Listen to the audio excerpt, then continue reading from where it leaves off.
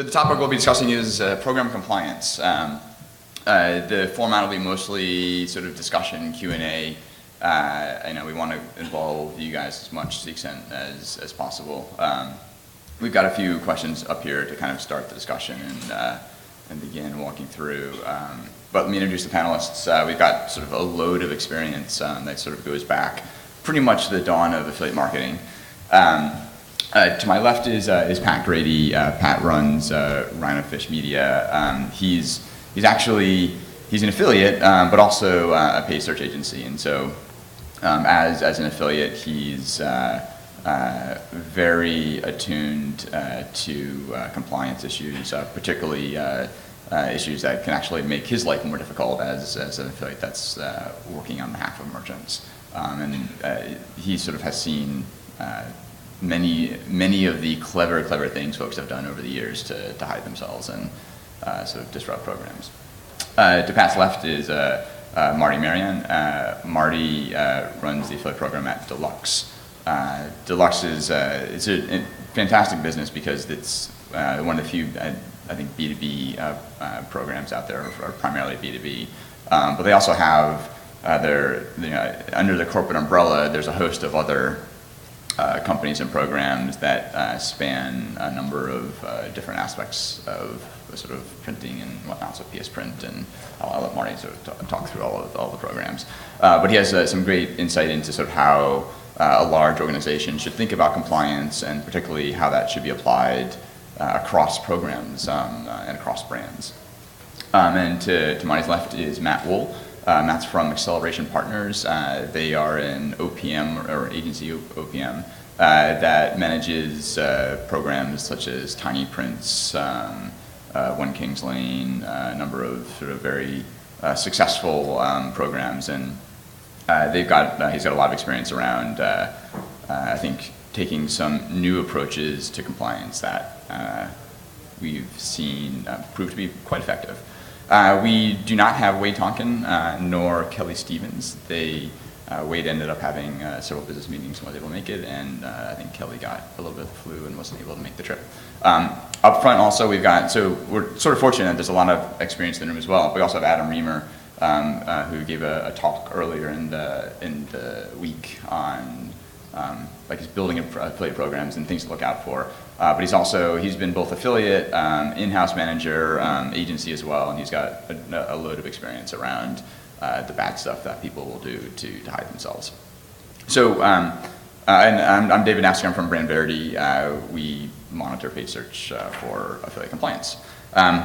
So why don't we go ahead and start, I think, with sort of a discussion of what compliance is, and what are some of the things that we should, or merchants should be thinking about for compliance. And at any point, if you guys have questions, please raise your hand, let us know. The intent here is really for it to be more discussion, and really it's for your benefit.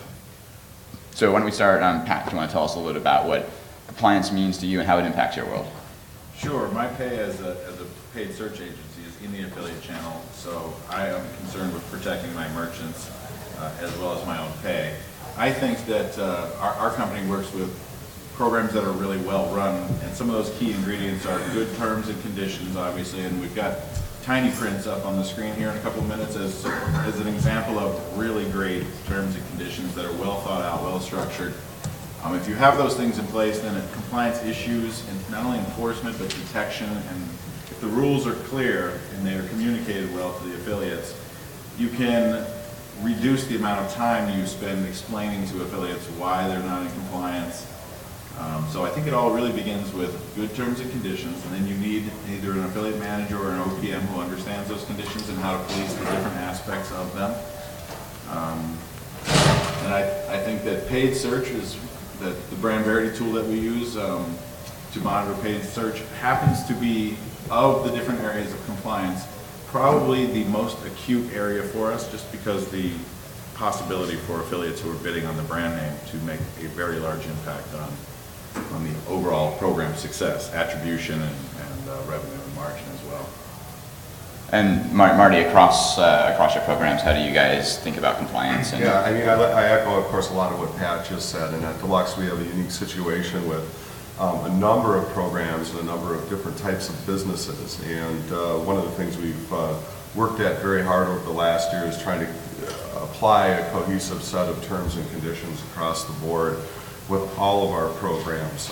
It makes it much easier for the affiliates to understand that they can read one set of terms and conditions and know that if they're going to another deluxe property, that those terms and conditions are consistent. Along with that, because we've implemented a standard set of terms and conditions across the board, obviously it's to maintain the integrity of the deluxe brand and also the integrity of our affiliate programs. And again, we use tools like BrandVerity to help us police a lot of our trademark TM plus bidding that's going on out there, among direct linking and other things of that sort. But like Pat said, it starts really with a good solid set of T's and C's, and from there making sure that the affiliates understand those and that we also do our part in policing our programs. So Matt, maybe walk us through some of the key aspects in your mind of the, I mean, actually we don't, Mark can go through all the details of the program. Like, what are some of the things that Tiny Prince thinks about, or do you guys think about on their behalf as you think through? Yeah, so before we kind of speak directly to that, one thing I'll say is that for us, there's the baseline terms and conditions that we have in all of our programs relating to trademarks and protecting trademarks and that kind of stuff. But it's also about making sure the terms and conditions really reflect the goals of the client and their program. So for example, with Tiny Prints, one of their primary goals was they really want to protect their core of mom bloggers and those types of content sites that they think deliver, the core of their program. And so we tried to figure out ways to really do that. And so one of the things we did in the terms and conditions was we have a set of rules pertaining to, if someone comes into the transaction in the last certain number of minutes, there's different commission levels, because that way, if the mom blog got was sending the traffic initially and then a coupon site or someone else comes at the end, we don't want that mom blog to get completely shut out. We want to make sure that they're protected. So that's the kind of thing that we'll do in terms and conditions when a client really wants to make sure that the goals of their programs are being met. So that's kind of in the middle of this. So I don't know if you want me to. I don't think we're going to really be reading on the screen. That's fine. But, so for example, that's one of the things that we did in Tiny Prints that I think is kind of a little bit innovative and we think is important when we're doing these things. Another thing that we do in Tiny Prints that we do in a lot of our programs in the terms and conditions is we set parameters around the process for if there's any question about what an affiliate's doing, if we have any question about the traffic they're sending or what they're doing, there's a very clear process in the terms and conditions where we say, we're going to send you a note saying we have some concerns. You have 48 hours to respond to us in a clear and concise manner about what you're doing. Tell us why what you're doing is on the up and up. And if we don't understand what you're saying, if it's not clear, if you don't respond within 48 hours, then at that point we have the right to take action. So it's very clear. No one can say they don't know the rules. And like Pat said, if it's clear and concise, then it works for everybody. I think one of the things that we've always seen to be extremely important is really understanding where your affiliates traffic is coming from and how they're generating business with your brand. So sort of to have that clause in that basically requires them to clarify, I guess, to the extent that they're asked. Like, it allows them to sort of operate to the point where it becomes important for you to know, but you need to know to represent Tiny Prints exactly where it's coming from. And then it becomes incumbent on us to not kind of abuse that power. There's no reason for us to kind of go out and ask everybody what they're doing, but just in those situations where we think there might be something going on that shouldn't be, that we need to have that in the T&C. And so I think there's some really good aspects of the T's and C's. I'm curious collectively for the panel, how do you guys think about things like domain names and what affiliates can, or what should be thought of or considered when someone's putting together their T's and C's?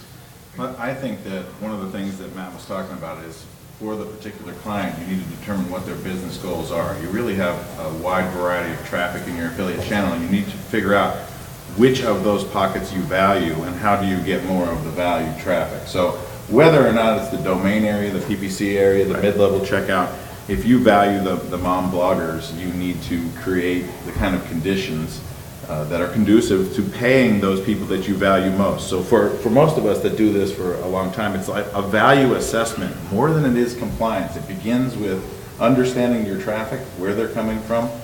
There may be very good reasons to allow some of your affiliates to use their trade names in a domain.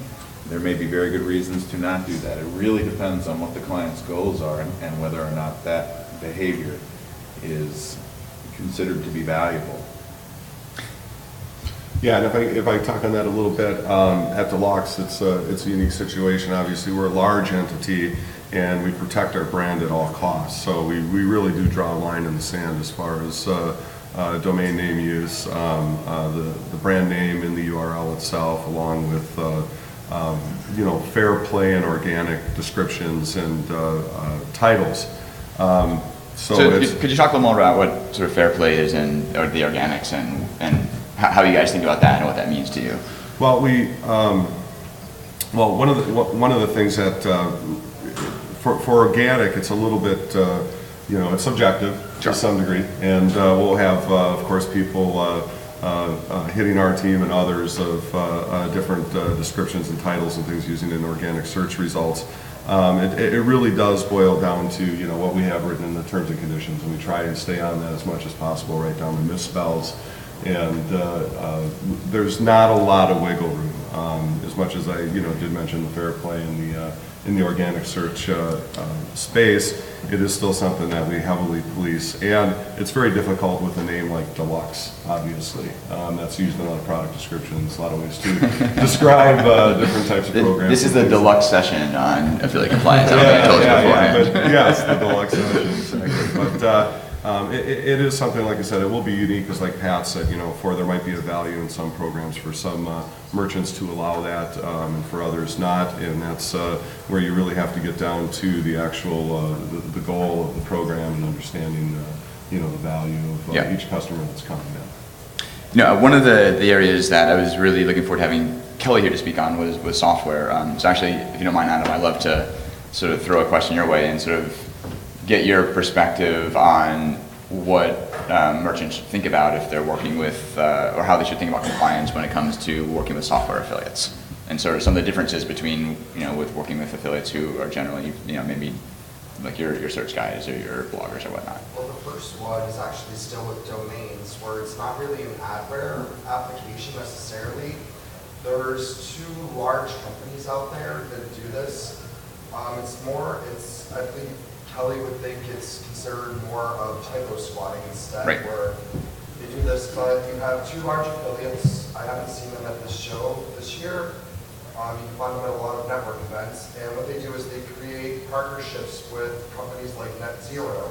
So when somebody has an internet connection through Naffziger and they mistype in a URL, it will automatically redirect to a merchant site that they're affiliated with instead of cookie. So that's one form of domain squatting that most people don't know about, and they really hide it well on their site what they do. You'll notice their site has zero traffic, and it's all because the person's connected. There was a very large internet, I think it was Comcast, that almost tried to do this, which would have pretty much ended our industry. So you really have to be cautious with that part of it as well as far as domain names. For software and adware affiliates, one thing that's fairly important to remember is to figure out how their software and adware may react and interact with your site. Does it just flash? Does it change colors? Does it force a click? Does it force a redirect? Does it show competitors' products and ads over your own website? There's a ton of different ways that they can react. So one thing you can do is have them say, in your terms and conditions, you can list that they need to go through a compliance test with you, not just the network. You cannot trust the networks to control for this. It's your own responsibility if you work with them. And you want to download the software, and it's scary because they'll call it reminderware, loyaltyware, or couponware, or something friendly. But when you actually call it adware and spyware, that's when you're like, wait, I don't want this on my computer. But guess what? It's on your customers' computers now, and you need to understand how it's reacting and if it's actually adding value to you or not. Some of them can That's with Google search results, where it will place an icon next to your listing in the search engines, so that can create extra clicks for you if you are ranking high, but at the same time, it may do the same thing over your trademarks. So if someone types in your name directly into Google and then clicks through, so they can take credit, and you need to define, is this okay for the program? Should you be removed from the adware applications, or are you going to allow it or not? And then you need to measure and properly attribute the sales. I think one of the things that, oh, sorry, go ahead. Yeah, actually, speaking of domains, have any of you seen instances where affiliates have made subdomains and used trademark names like Coke, or is that sort of a gray area? Or? So it'll differ by merchant. I'll let some of the other folks respond. Like, we've definitely seen scenarios where, and it's typically spelled out in a lot of policies, whether it's allowed or not. But someone will, run coke.mycouponsite.com, and that can sort of help them in their paid search campaigns. It can help them in their organic, their SEO efforts. But at the same time, there's sort of use of brand, and there's questions around permission and whether it's okay, and so on. And it tends to, I've seen some merchants that don't allow it, and other merchants that support and encourage it. I think it's sort of is arguable about now. I could see sort of a scenario where it wouldn't make sense, but I'm curious. Maybe Marty can tell us how you guys handle that. Well, it's a policing effort, and it's almost a manual massage to some point. And how we handle it is working with people like Kelly at Affiliate Fair Play, and contracting out to Pensatori and some other policing agencies out there, and using their proprietary tools to assist us in catching some of this. If I go back to what Adam was saying, I believe a lot on the domain stuff too, and you had a great white paper on it, was almost the link laundering portion of that, where they're able to grab your browser history, on that one click, and look and see that I'm an agency or a static IP at Deluxe, and they'll redirect to Park page on their site versus pointing to our. Yeah, I think that's one of the important challenges is you have to assume that if you're in your office, that someone with ill intentions knows you're in your office, and might do something differently given that knowledge, which can create some tension. One thing you also should put in your terms and conditions, just to go back to it, and then a quick thing with SEO and stuff, is that a lot of times they'll just, one thing, okay, so you can see something happening, but they'll target a specific keyword in your URL in the checkout process. So after someone clicks go to cart, that's during the URL to look for the keyword, and that's when you can look for a click or something, or that's when you may see a pop-up come over with an affiliate redirect. So you also want to include things like no targeting our URLs with the program if you choose to work with these. Last August, I believe, Google came out and changed subdomains from equaling a unique site into actually counting as an internal link. So you may have seen some drops in the rankings for affiliates that would try to use subdomains. So it's just my opinion, but it's not as bad as it used to be, because you used to be able to build it up as an entity just like that website. But now it's just an internal link on the site, so it doesn't have as much power as it used to. But that can always change when they update your algorithms again. So let's say that you've got your program, and folks are in the program, and they're generating traffic and sales. What can you do with the data in the program? I'm going to send this one to you, Matt, to maybe identify affiliates that you should look at closer, or what are some of the things you look for that might suggest something's amiss? Right. So for us, the biggest red flag that we always look for is conversion rates. Right. So again, like with the tiny prints, our mandate from them is that they really want to try to focus on content-based sites and new customer acquisition. So they're, when we look at kind of, if we segment the affiliates in the program, and we say, okay, here's kind of the group of 500 mommy blogs that do well for us, and we kind of know who they are, we know their traffic, we understand all of it. and as a group, they convert at X, call it 2.5% or whatever. And when we then kind of look at the other segment of affiliates where we're not as familiar with them, we don't exactly know what they're doing, and we see, some of them are converting at 25%, which is 10X, right? Or we see them converting at 50%. For us, that's a big red flag, because we can say, well, there's clearly something they're doing that is different than what the group of affiliates who we like. There's clearly something different going on there. And so that gives us the opportunity to delve deeper. Using a tool like BrandVerity, that gives us specific data points where we can kind of catch people if they're cheating. But beyond that, it's about kind of flagging down the affiliates who are just not sure, and then really literally manually looking at them and saying, okay, why is their conversion rate so different? What are they doing? And sometimes it's because maybe they're just doing a really great job with SEO and it's all within terms and conditions, and they just have a very kind of niche focused SEO campaign that's working. We definitely have a lot of affiliates that work that way, and that's fine. But other times they're doing things that we don't want them to be doing, and that's when we kind of have to get into the next steps.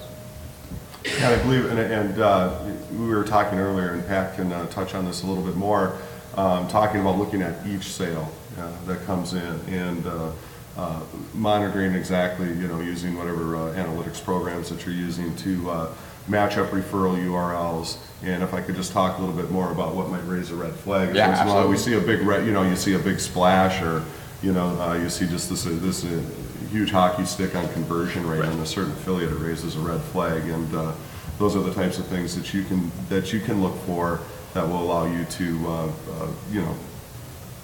look at this particular affiliate and determine exactly what they're doing and why their conversion rate has spiked like this.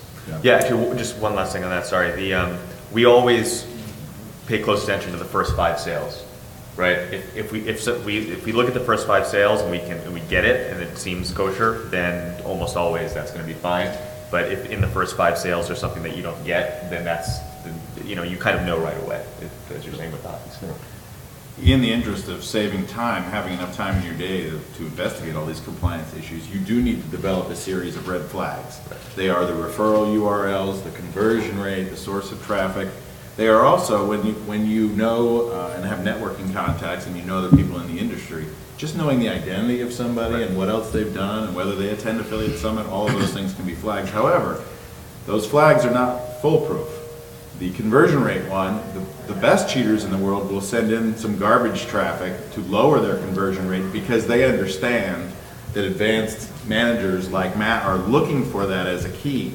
So you do need to develop those red flags, but you have to have a healthy level of suspicion of your own monitoring systems to keep an eye open for a new affiliate showed up. He started making sales right away. That's another red flag for me. His conversion rate doesn't look unusual. However, all of his referring URLs, the places where the traffic is coming from, are blank. The combination of those red flags will be ringing alarm bells in our heads so loud, right? But we see time after time when I talk to my peers that they're like, well, I don't know where his traffic is coming from, but I don't want to lose those sales. I usually tell them the story about the client we have that got into trouble with the FTC for not monitoring and knowing who their affiliate partners were. They ended up paying a very large fine for not understanding where those partners' domains were, where the traffic was coming from. It really is your responsibility, and the FTC is going to hold you accountable in a legal fashion for who your affiliates are and what they're doing. As a result of that FTC compliance, this company was required to send monthly reports to the FTC on their top 50 affiliates, plus they had to randomly audit another 50 affiliates that were in their program. And I would suggest to you that your compliance department should do something like that. Know what your top 50 affiliates that are making sales are doing each month, and then have a random audit of others. And I would pay the most attention to those making sales. If someone's in your program and you suspect that they're cheating and they're not making any sales, you are wasting your time. And one thing that we all share in this room is none of us have enough time to be chasing people who haven't broken the rules yet. Matt and his organization, because they manage so many programs and they know these mom bloggers, they do a lot of screening up front. Right? That's not always possible when you're running your own program in-house and you may not know who these people are. I would suggest that sometimes it's okay to have an open front door where you even auto-approve affiliates. I know some people may gasp about that. But I would say, in the interest of saving your resources for compliance, you really want to focus on anyone making sales. That's where all of your effort should be, because that's what matters, the bottom line and the techniques that they're going to use to drive low-value traffic that's not in your interest. And it just come back to one other thing. It also goes to your choice of network, because some networks it's harder to get referring URLs than others. Right. And so that's a kind of a separate issue, but it does go to compliance. If you can't see where the referring URL is, then you're fighting with one hand behind your back. And we work with ShareASale quite a bit. Yeah. They show that on the sales. It's very easy to screen those. You can do it in a very short period of time. You can even download it into a spreadsheet and review them. In addition, they don't work with the software affiliates. So you do need to carve out an ecosystem that matches your goals. And it often means choosing a network that is a big proponent of the type of traffic that you're looking for. Right, so matching up your management style, where you allocate your resources, and who your partners are, not necessarily your affiliate partners, but these tools that can save you an enormous amount of time, and making the choice of the right network can reduce your compliance headspace down to a very manageable, small daily activity that is easily done. I would also say, again, this healthy level of suspicion that I have from years of seeing every trick in the Where there's book. smoke is usually fire. Right. So I hear a lot of people, some affiliate was caught bidding on their name, let's say, for instance, with using BrandVerity. So that took very little time, and they see the daily report, and they see that. They tend to send an email off to this person and start engaging in a discussion. And I would tell you that that's a reasonable thing for most people to do, but if you log into BrandVerity and go to their Hall of Shame, and again, what is it actually called? It's an affiliate watch list. The affiliate watch list. If you go and enter that affiliate ID into BrandVerity, and you see that that person has reports of 50 other merchants that they have bid on their name, and you realize that not every merchant posts that feedback to that area. In other words, if there are 50 people there that they have been cheating, there are another 300 that didn't bother to post there. I wouldn't even email that affiliate. He's poaching you, he's poaching everyone. You can see a widespread indication of that. You don't need to waste any more time. Just remove them from your program, drop them to zero, whatever your normal corrective action is for compliance, and maybe we're about to discuss some of that. But you should find ways to really keep your time under control. The idea that you're going to send an email to an affiliate who is cheating you and talk to them about, well, you have several days to comply, blah, blah, blah. They will mine your IP address and change their habits and target around you because they think you saw their ad at Google.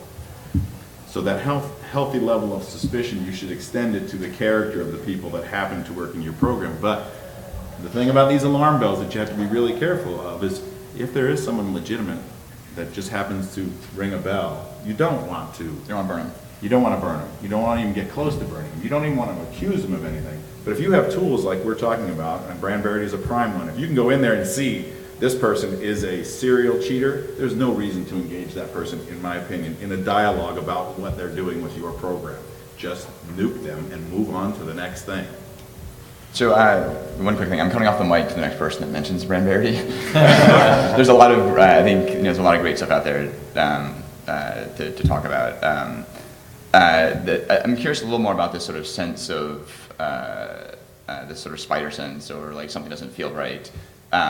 And I've certainly seen a number of the write-ups that folks will send that are doing something wrong. It's like they'll sort of say, oh, here's where our traffic comes from. I'm kind of curious if you guys could talk a little bit about the types of explanations you get that sort of just, make your hair stand up, or like, you just know isn't right. Can I feel that one? By all means. The best ones that we get are, we'll say, okay, can you explain to us what you do? And we'll get a 10-page response, none of which makes any sense. And then we'll respond and say, we don't really understand this, can you send us a screenshot? And then the response is, well, our CTO is on vacation for the next 4 years. Can't get a screenshot. Literally, that's literally what we get. If someone can't respond to you in a paragraph and say, here's what we're doing, that's pretty much it. I mean, there should never be something going on that requires 10 pages of explanation for you to know what they're doing. Yeah, and if I can go ahead too, we've gotten some responses. No, we're not doing that. We're not doing that at all. And of course, we're grabbing screenshots of paid search ads, and I go right to their site, and there's a coupon and it's linking. It's like, do you not think that we're not checking this? And so I think those are, I would have to say, the ones that put a little smile on your face, the people that instantly deny it, and you just already have the trail put together and in multiple ways as well. So yeah, from the 10-pager all the way down to the one sentence, no, I'm not doing If that. they're your affiliate partner and they are making money working with you and they refuse to engage in a conversation with you, you don't have to, Matt doesn't ask them, tell us every technique you're using, but if they won't engage with you at even a base level, that's another big red flag. And you probably needn't waste too much more time At that point, that's it. on that engagement. There's just, there's not enough time in the day. So I think we were talking about everything from the perspective of traditional link-based affiliate marketing.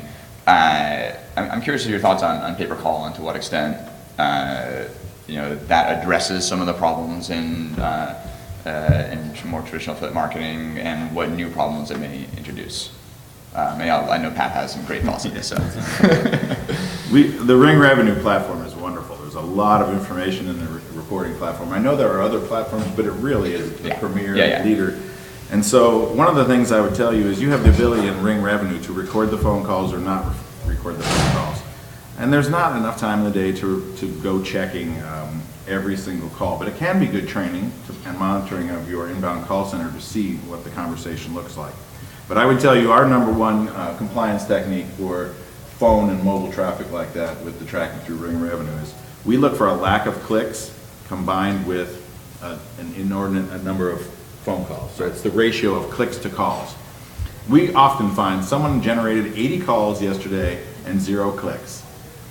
How in the world, if you're driving traffic to a website or no matter what the technique is, it's unlikely that you can generate 80 calls in a day and have 0 clicks. That means you don't have a website anywhere with any of this information, but somehow you're driving calls from the site in the Ring Revenue platform. So I would say that's our number one flag in the pay-per-call is that ratio of clicks to calls. The other thing is listening to the actual conversations. Because they provide such discrete reporting in their platform, you can go in and see where they're driving the calls from. If they're coming from a certain geographic area, you can identify it by affiliate, time of day. If you see a lot of calls coming outside of your normal working hours, or you see them coming from a particular region or the same phone number over and over again, you should have alarm bells going off in your head. They also have a really great setting where you can say, if we paid a commission to this particular phone number, don't repay that commission in the next 30 days.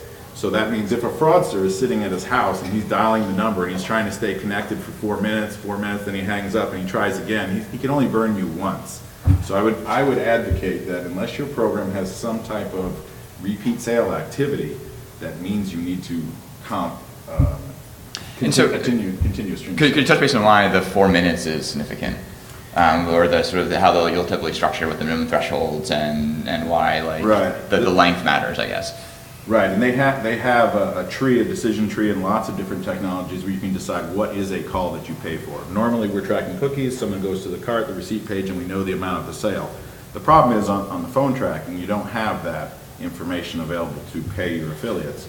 So you need to set up an alternate model to determine what calls should we pay a commission for and which we shouldn't. It's often a duration of call. So it may be a setup where you say if they press 2 for sales and they connect, and that connect time is over 4 minutes, we know from our call center activity that that's something we want to reward affiliates for. If they click support, we don't care how long they're on the phone, that's not the traffic that we're asking our affiliates to drive. So it is a nice system that has that level of complexity that you can use to meet your client's goals. And monitoring for fraud in their system is easy as long as you spend the time and understand that the guy who's going to cheat you is going to see your terms. For instance, if it is a 4-minute duration that you pay for, and somehow this affiliate is magically generating loads of calls that are 4 minutes and 10 seconds long, and that's the duration they always are, that should raise an alarm. I think we've sort of talked about scenarios where the way they generate those calls is by sort of pushing secret shopper programs and stuff that. They give them a script that they're supposed to go through, and they use like Mechanical Turk or something, and then they'll call in, walk through that script with the salesperson, get to their 4-minute point, and then end the call. And then that's the advantage of listening to calls. So you can then also, you'll recognize the script. You're like, oh, this sounds identical to that last call sent from this affiliate or several others. Correct, and you said that so quickly, I'm not sure everyone got that. So we were monitoring our clients' pay-per-call calls, listening to the conversations, and the calls followed the same format over and over again. Can you tell me about your system? They weren't selling a system, there's a product. They go down a checklist, like, can you tell us about your system? How much is the shipping? How much is the shipping to this location? What are your customer support hours? And so we just listened to a couple of calls now and then on a suspicious affiliate. And we see that the calls are all following this exact same pattern, and we discovered that what they were doing is they were hiring people to be mystery shoppers, giving them a script that they knew would last more than 4 minutes, and asking them to call on these phone numbers from around the country. So it's really a matter of just monitoring what's going on. Like I said, it's a very rich platform, and you have a lot of flexibility, and you just have to develop these alarm bells, these red flags that set things off. And in fact, sometimes, we have those flags where we're looking for particular activity. You listen to a couple of phone calls and you say, that's legit. It also helps you learn about your product and managing your call center. It's easy to uncover problems on your website. If you're doing phone tracking, when you're hearing the actual customer say, I couldn't find information about the shipping or those kind of issues. You'll also have some affiliates that are signing up with you do some test calls, and they want to make sure that the phone center actually Tracks. Yeah, Or tracks. responds, And has a brain on the other side of the phone that can answer questions. So we've seen that as well. That can raise an alarm flag. You see repeated calls from a particular affiliate, then you go listen to him and it's like, oh, that's Same thing. Yeah, he made 4 or 5 calls. He's not trying to earn a commission. He's just checking to make sure his links work, so to speak. Can I take this kind of up actually one more level? Absolutely. So when you're doing a pay per call, you're paying for leads. It's the equivalent of paying for leads, right, in a traditional program. And what we run into is that when you're paying for leads, it opens up a whole different level of shenanigans, right? So if you're doing cost per action, then you're tracking kind of the direct conversion rate of when someone is actually buying something. But when you're talking about leads, there's another level to the data which you're talking about here, which is if you're getting leads, how do you know that they're actually buying anything, right? And how do you know that you're not just paying out money for the sake of paying out money? And so this is where you have to get kind of deeper, whether it's by manually listening to calls or in a traditional program saying, okay, my good affiliates, every lead is typically generating, 0.5 sales. I've got this other affiliate that sent me 10,000 leads and there were 2 sales, right? That's another huge red flag. It's a little bit deeper than a regular conversion rate because you got to kind of do another row in the column in the Excel spreadsheet. But fundamentally, it's the same idea as to what you're talking about across the different platforms. I think I'll come back to that in one quick second. I think one of the themes that sort of is echoed through a lot of this, and this absolutely came up when Adam was talking about some of the domain-based redirects. One of the key things to understand for your program is whether an affiliate's bringing incremental value. I think there's, from a compliance perspective, there's a massive incentive for an affiliate to get as close to the sale as possible. So the reason why the domain hijacking is so attractive to an affiliate is it's typically a navigational tool. People are navigating to go to your website. It's the reason why paid search is such a big target. It's the reason why the people sort of carefully consider how they work with software affiliates. Ultimately, as you think about your program, you're mostly looking for people who sort of add sales you wouldn't have otherwise gotten. So it's people who haven't been to the program before or haven't been to your, maybe it's new customers or maybe it's you're helping close a sale that might not have otherwise closed. And that can be a very difficult thing to track and sort of build data on. And I think particularly one of the things in lead-based programs or where you're generating the leads, it can revolve around knowing what knowing across the leads sent by a particular affiliate, sort of how those as a cohort perform over time. So sort of like lifetime analysis of what that looks like. Right. I'm curious on your sort of collective thoughts on sub-affiliate networks and what special considerations you might need to make or not make if you're working with an affiliate that also is an affiliate, or an affiliate that also has a network of affiliates. Maybe I don't know, Adam. Yes, I knew you had thoughts there. So when you're working with a sub-affiliate, first, you have state restrictions where you can't work with affiliates in certain states. And I'm not a lawyer, so this is not legal advice, just opinion. So you let this affiliate in. Sometimes they'll disclose that they have another affiliate program or they have a network, sometimes they won't. But when you do, all of a sudden, you now may be in violation of your own terms and conditions because they're going to open it up to affiliates that may exist in those states. So you have to talk to your general counsel or your company's lawyer about if this is going to work with you. Another thing is letting affiliates in that have their own network or sub-network in is that now you've opened a back door for the sites you've already declined to get in. So if you didn't want to work with Site A, then they're a member of this sub-network. They can now have access to your program because they're coming in through the back end, and you have no idea because you may not actually get to see who's all in their network. Some of them will all push the link directly through one solid link instead of showing you the referring URL. Some of them will show you referring URLs from their network. So you really have to be cautious because now everyone you decline has access to your program. And possibly through several different doors, depending on the number of affiliate networks they work Another with. thing is if you have multiple tiers in your program, you can now end up, they can sign up as an affiliate from their network as well as yours, then join your program, and now you're paying out 2 tiers and commissions to them. So that's another issue that happens with them. Could you walk me through that? I didn't fully follow the 2-tier. So 2 tiers or 3 tiers, it's kind of like MLM marketing where you have, if an affiliate refers another affiliate to your program, the affiliate that they refer to your program has a sale. Wait, no, so the affiliate A refers affiliate B to your program.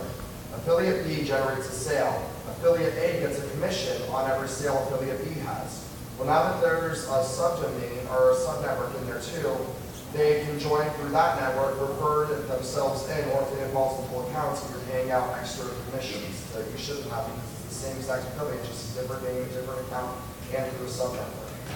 So it opens you up to a lot of stuff like that. I think one of the things I've also heard expressed is it can be very difficult. The visibility into sub-affiliate networks is very important. Depending on how you structure it, you can sort of find yourselves in a scenario where you can't tell, you find somebody doing something bad, let's say, as part of one of your sub-affiliate networks, but you don't have visibility to know exactly how much revenue that particular sub-affiliate, I guess, right. generated. The issue is not necessarily, yeah, the issue is visibility, but it's also that some of these things, they've got 10 layers in them. And Right. it's like, in the subprime crisis, they were chopping up, collateral debt obligations and 1 million people had $1 and there was no way to put it back together, right? So it's the same thing. If someone's doing something bad, that it's been chopped up into so many pieces that it's impossible to reconstitute it. One more quick thing. The other thing you lose control of is you had terms and conditions set for your program that affiliate with the network agreed to. Well, guess what? Those affiliates in their network probably haven't seen it, haven't agreed to it, so they don't even know what to allow or don't allow. Right. And it can create a huge issue for you. I'm going to say that Adam's use of the word cautious is an understatement. When you decide, you need to make a decision regarding compliance and structure. Do I work with networks that do sub-affiliate IDs or that don't? And you need to know which networks do and which do not. The idea that you will have any degree of transparency into who your partners are or control over them in a sub-affiliate ID network, in my opinion, is a complete fallacy. Not only should you be cautious, you should probably take out some insurance against the government coming after you for CAN spam, for FTC compliance regarding claims made for products. If you don't know who your affiliates are and you have no way to contact them, for instance, in a sub-affiliate ID spider, so to speak, you may have a network that you're working with, and underneath that's another network, and another one, and another one.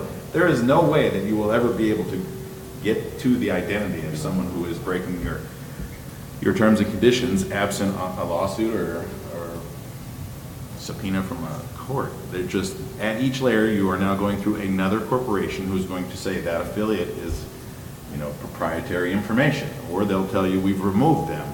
But you really cannot police in an atmosphere where the majority of the people that you're trying to inspect are hidden through layers of non-transparent redirection. It's just, if your business, if it works well for your business, have at it. The majority of programs that we've worked with That is a bad misstep. As a rule, none of our programs work with any of them, so we agree with that fundamental hypothesis. You also have to define what a sub-affiliate network would be. Some people would consider a site that allows you to automatically monetize your content or links to sub-network, but you know what, you don't have any idea what sites are inside it and what sites you're going to now appear on, because you have a porn site out there, even though you run something completely unrelated and it's hurting your brand, but they're sending you traffic because they may have the word God or something in like a script. And so now you're getting all this stuff that you don't want, and it can hurt your brand as well. So you have to define, or is it just a CPA network that comes through? There's a lot of different things that you have to think about, and you really have to define what a sub-affiliate network is for you. So we've got about, I think, 10 minutes left. We can keep going. I just wanted to sort of call out and make sure that if folks have questions, they, I guess, get them in soon so we can address them. Please. So we're in regulated markets, etc., where you try to comply with the markets not always available to you. So some of the networks are really used, and I've had experience where you cannot get your product removed from the market that's close to you. You can't find where the source of that problem lies because of it's lying in some sub-affiliate network. Is that something that often happens, or am I going about the wrong way? Let me try and rephrase and make sure I'm understanding. So the question is, for product and services that are regulated, markets at some point where it's legal and you can run them, and then at some point the regulations change. And you can't get rid of your marketing and advertising in that area. Got it. In the sub-affiliate network, you can't find who's distributing. Right. So there's basically there's an offer or a product out there somewhere that was once allowed and is no longer allowed.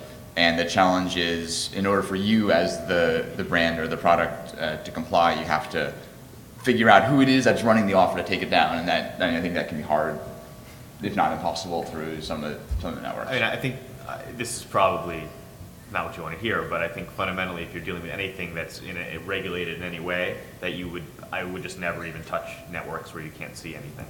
Just for that exact reason. The second that you deal with someone where you can't see below the top layer, you just lose all control. So, in terms of, maybe a better idea, but it would seem to me that ultimately a lawsuit might be the only way to kind of get to that. That is the only way. Yeah. And you're going to have to go through layers and layers of effort to do that. Because each way, what you need to understand about the sub-affiliate ID networks is they can all connect to all of them, which means a chain may go. So it's not a tree, it's a web. It's a web, right? Right. It's a fractal. Right. And some of them, not all of them, some of them are very clever and will create multiple fronts, multiple networks, hop through them as a guard against later when we are pursued, we will vaporize that company and it will break the traceability trail at that point. There are many sub-affiliate lowlifes that end up doing that, and they will daisy chain through several of their networks, knowing that their level of defense when a court comes after them is to disavow ownership of one of them and move on. So as Matt said, if you have a product that's regulated, and today it's hard to say that with the FTC issues on how you can present and the claims you can make, it's hard for me to understand a product that you wouldn't anticipate some kind of regulatory compliance issues coming up. To not have the ability to speak directly to your affiliates is really an abdication of the idea of having compliance. If you don't know who they are, you probably shouldn't have worked with them in the first place. Once you have, and everything's out in the wild, it's really hard to pull back because at each step it is now promulgated through different legal entities, different companies, some of them offshore. It can really create a big mess. Other folks' questions? So we touched on email ever so briefly, but there's potentially very big issues there. I'm curious if you guys could give some insight into sort of how you think about sort of email marketers, ensuring compliance there. Well, it's an area for Deluxe. I'll just say, Yeah. that we do not allow any affiliates to email with our brand embedded within the email. It's just an absolute no. And had considered possibly getting our toe in the water with it, but it's something because we email so much ourselves that we lose complete control once it gets in the affiliate's hands. And there's just too many things that can pop up from an affiliate sending out an email. And again, to maintain our brand integrity, it's just an absolute no based on our terms and conditions. Matt, you have? Yeah, I mean, a lot of our programs are the same way. Some of them, if affiliates have their own lists, there's we do allow it under certain circumstances, but there's a whole set of restrictions to that as well. So it has to be tightly watched in general, if you're going to allow it. That's what I would say. Yeah. There are email opportunities, Yeah. but they are legitimate, and you want to know that person Right, personally. exactly, right. You want to be on the phone with that person. Right. It's You likely see- that those type of affiliates Yeah. are in attendance at Affiliate Summit, Right. not hiding their identity or Right. their hometown or address. Right. So, if you work with, say, one of these loyalty sites or coupon sites that happens to have a large mailing list, and you talk to them about their process for opting in and monitoring that, especially if you find one of them that uses a third party that can verify the opt-in, so you don't have to take the affiliate's word for it, and you realize, okay, these compliance issues are dealt with. You also want to document that when you do an email outreach with someone, you want to retain, maybe even have a small addendum to your affiliate contract with that particular party to describe who's responsible for monitoring what, and retain that. Right. Yeah, because if you kind of give blanket approval, even with some level of regulation, as Pat's saying, there's just too many folks out there, then you just can't watch all of them. So it's definitely important to know who they are and kind of, I would say, almost give approval on a. You have to give them approval prior to allowing them to do it. If you can set something up like that, rather than just let everybody do what they want. Adam, you had a thought? Some other things to do are to define what email marketing is. Like Pat said, there's newsletters as well for bloggers. They have a lot of them. So you can ask them to send you before email goes out. You want to see the email, see how it's going to be sent, and have them add your email address to the test list so you can see exactly what's going to happen. Also, send it to your legal counsel and make sure you have at least like a week's advance notice before it goes out. Another thing you can do is upload your own creative and require them to use your creatives. So those are different things. Right. And the guys who are not on the up and up, they're just not going to jump through all the hoops. Yeah. So they just weed them out. So then people set up their email campaigns if it's really email marketing well in advance. People do their monthly newsletters and everything else. So you'll have the time to work with them to make sure everything's gonna be good and legit. Yes. Is there ever a legitimate situation where an affiliate wouldn't provide information and it would be okay? So the question was, is there ever a legitimate scenario where affiliate wouldn't provide their information and it would be okay? Yes. Not their personal information, but what they're doing. No, Oh, what they're doing. I cannot think of one. I mean, because fundamentally, in the affiliate business, if it's not a difficult business. They're sending you traffic, basically, right? They're sending you potential customers, and there just aren't. In the possible universe of ways to do that, I don't see any way that is so proprietary that they wouldn't be able to tell you what it is. Or at least, even if, let's say they have something proprietary, some kind of tool, they can at least describe in generic terms what they're doing without giving away any kind of secret sauce, which, it usually doesn't happen. This is his battle-tested Yeah. character talking. When there could be, let's say hypothetically there is a case. By the time you've been burnt the 100th time, you say the mythical case. Right. I'm tired of Doesn't looking. exist. I'm tired of looking for it. So I'm going to assume it doesn't exist. Yeah, and fundamentally, Unicorn. right, with at least The in our unicorn. programs, let's say there was one, like that's what you're saying, because, given the size, the scale of what we're doing, we just can't, we can't take the time to kind of deal with that, unless they're a huge affiliate. So we'll probably just get caught up with everybody else and get the same, be dealt with the same way. Our beginnings were as a search affiliate, PPC affiliate. And then probably the time that I've seen merchants want to believe is when they say, this guy's a PPC genius and he wants to redirect his URLs and not show you where the traffic's coming from. the mythical PPC affiliate who can magically...